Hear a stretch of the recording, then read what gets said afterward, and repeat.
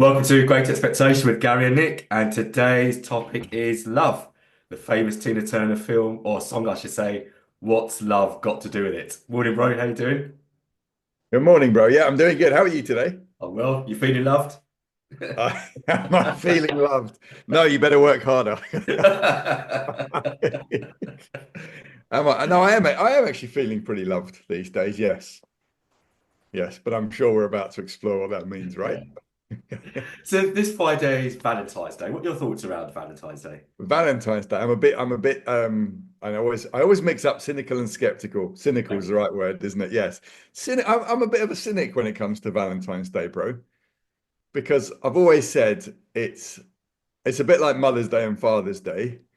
It's a day that makes us, oh, we should do something romantic. It's Valentine's Day. Or, oh, I don't want to be on my own. It's Valentine's Day. Or so I think the singles get really down, or I'm on my own. Sure. And, Yeah. and the relationship people are like, oh, we better do something. Everything costs more money. Roses go up tenfold in price. And my cynical attitude is we should probably have that mindset a little bit more often than one day a year. And we should have that Valentine's Day mentality more often and say, actually, let's do something more romantic in our relationship. What are Ooh. your views on Valentine's Day, bro? Bet you love it. No, no. This is where the control side comes out. I don't like being told what to do. Yes. And when you go out on Valentine's Day, you're in the restaurant, and you know what? Every other couple is there, and it's just Yeah. like we've been told to do this, and that probably be taking the romance out of it. But I feel the romance is not there because it's a set day, and Mm. this is what's expected of you to do. So Yes. the most we do is get a takeaway, if that. But going out and, as you said, paying double the price, Yeah. no. Absolutely. So we're on the same page to some level there. Yeah. Yeah. Although a lot of women will probably think, "Oh, I'm glad I'm not with you two." They expect me wine, Yeah. dine, romance. Just an excuse not to have to buy any roses, isn't it? Absolutely. Although what we are saying is actually be more like that more times in the year. So maybe Yeah, they'd appreciate that message going out to yeah. to some of the guys out there. So Because can you remember the first time you said those words, those three words, "I love you," in a romantic context? bro, I'm getting old. I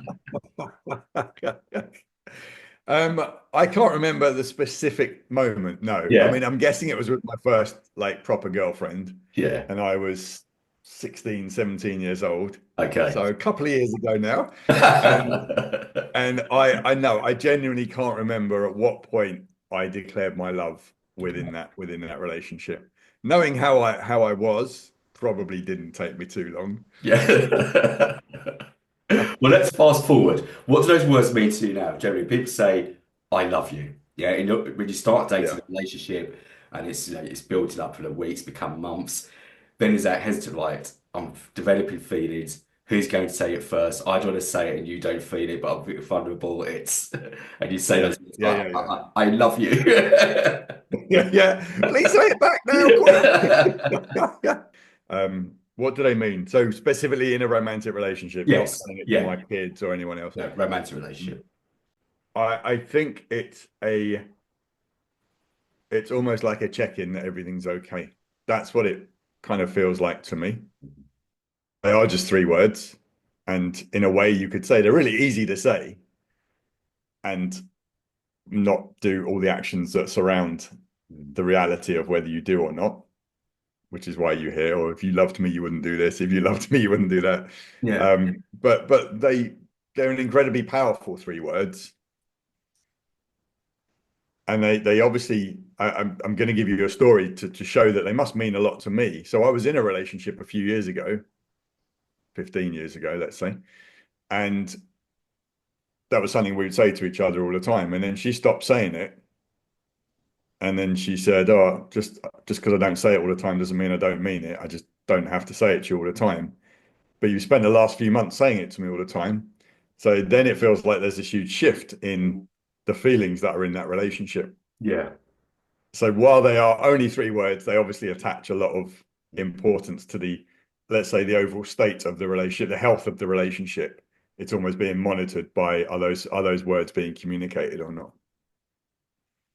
Yeah, so we express ourselves through words. So if we're in love and we still love someone, we'll speak about that difference between loving you and being in love. Definitely. And it doesn't come out even spontaneously or planned. Like if you're taking somebody out, so you want to make a special occasion, I would have to question. Like if you went months or a year in a relationship and neither of you said, I love you, Mm. because it comes from in here. It comes from in here, but then so maybe now that maybe that's then the time to bring in that second point is sometimes we might feel like we want to say it, but we're nervous. Are we going to get it said back to us? And then we have to explore why are we saying it?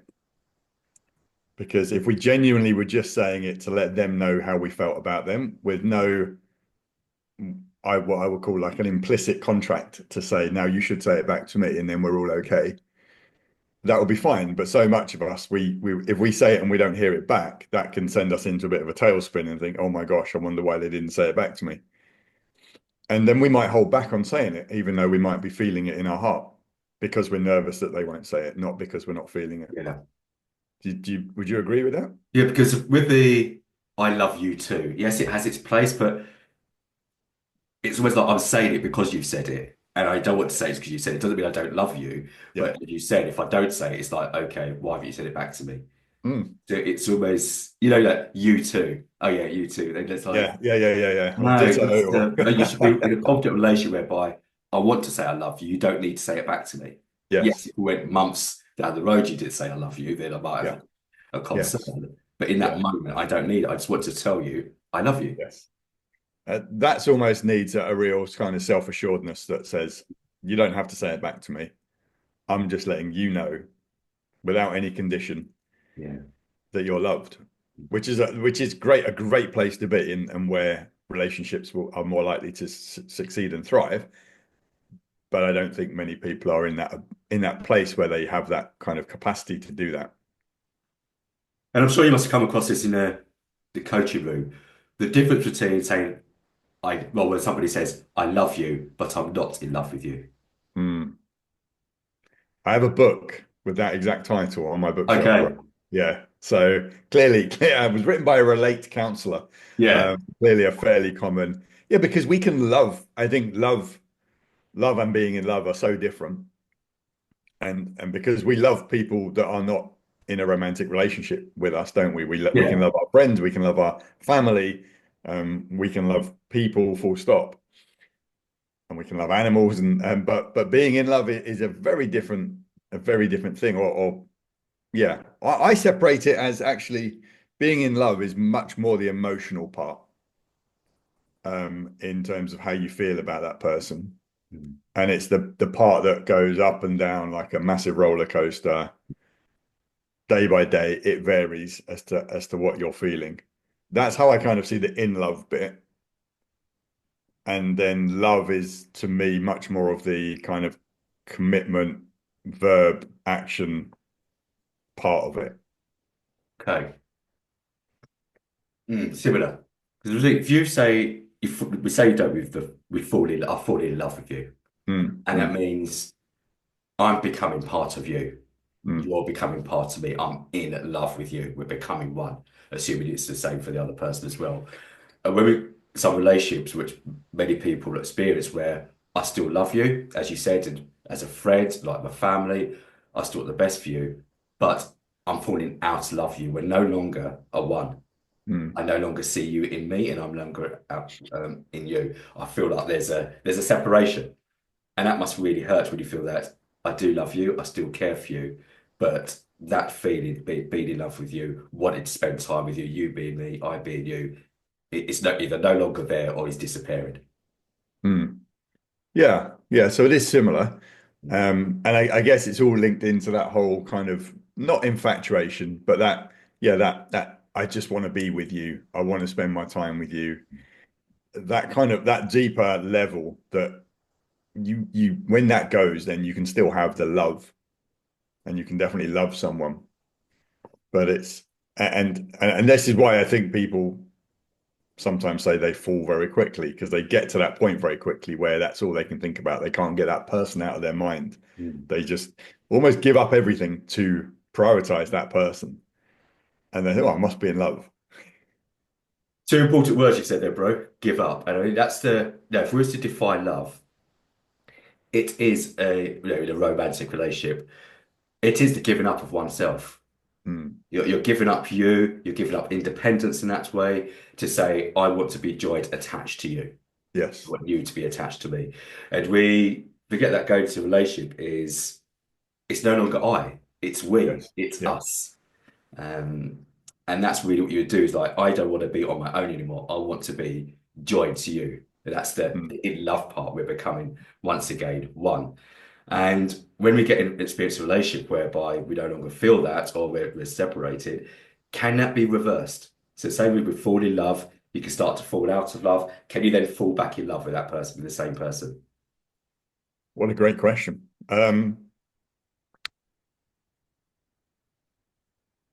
Yeah, I'm not going to say you can't because that would definitely be a false statement. You can. I'm not sure it's easy because the second time round comes with all of the reasons that you fell out of love or stopped being in love with that person. Yeah. They're no longer new and exciting unless there's been a radical shift or you haven't seen them in Mm. years.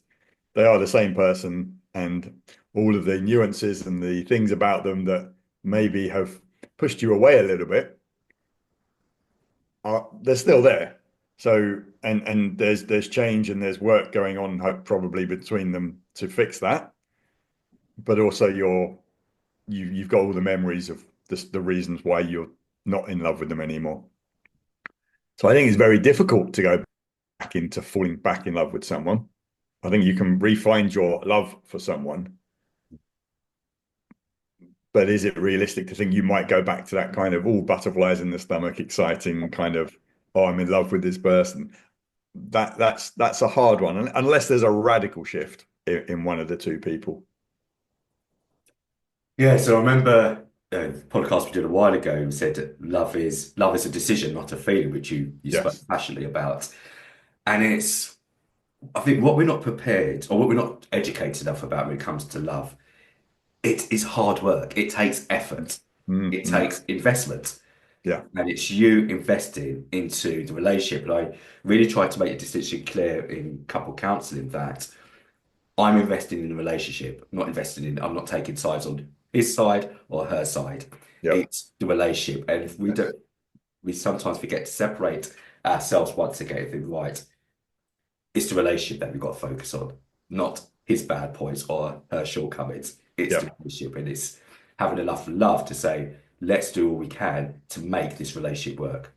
What you've just said, yeah, 100%. It's about two people coming together as a team with the relationship being in front of them, not being between them.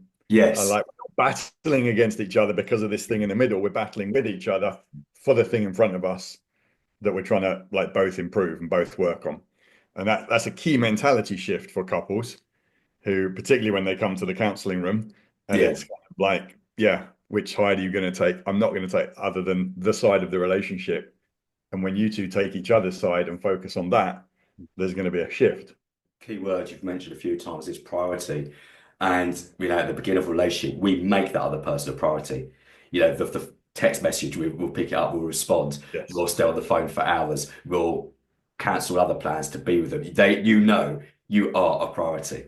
Yes. And then after a while, it starts, okay, you take a bit longer to Normalizing. respond. Yeah. Yeah. And that loops nicely back to when you were talking about giving up and talking about the two become one.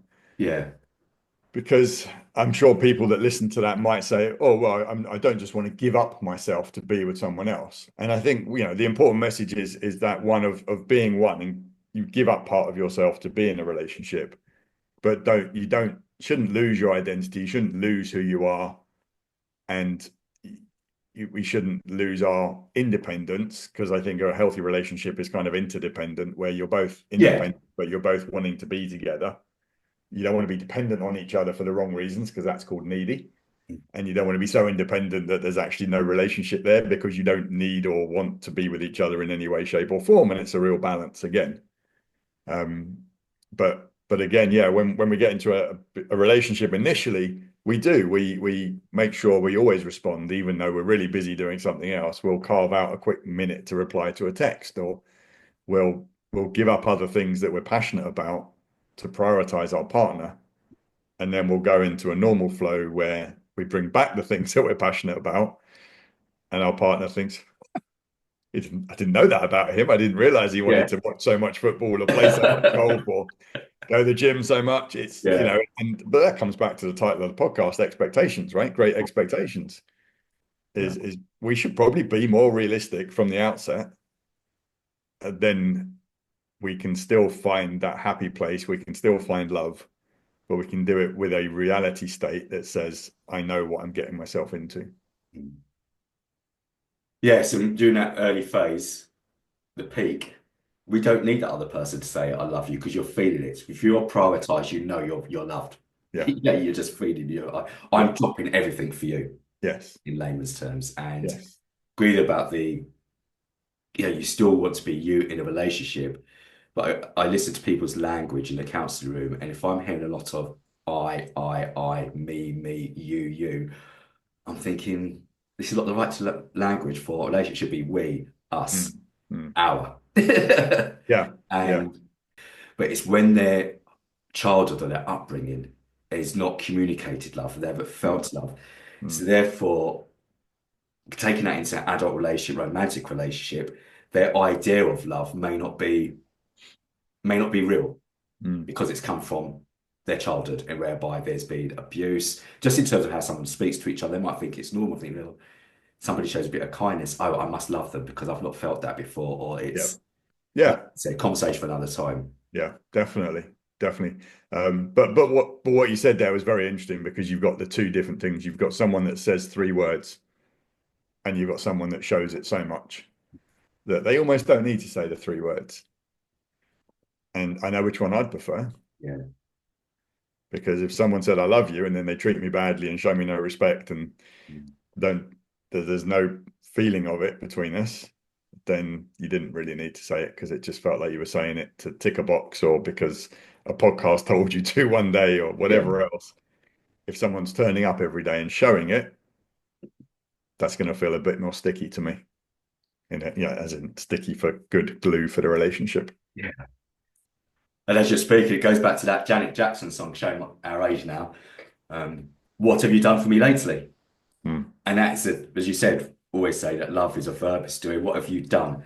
So you Yeah. can say, my mate, I've said I love you, but I've done the X, Y, Z, I've changed this for you, I've done that for you, I've got you show it by your actions, your words. Yes.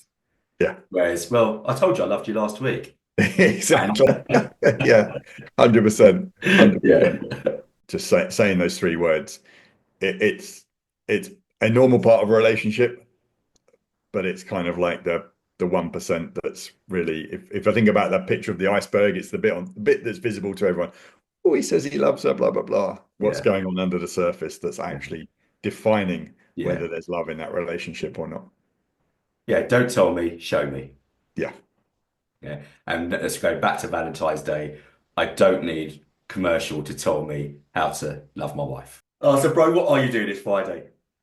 Nothing. Taking Nothing. my car in to get it serviced. Okay. So you showed your car love. Yeah, exactly, exactly. Well, if I showed it love, I'd have got it serviced when the light first came on, bro.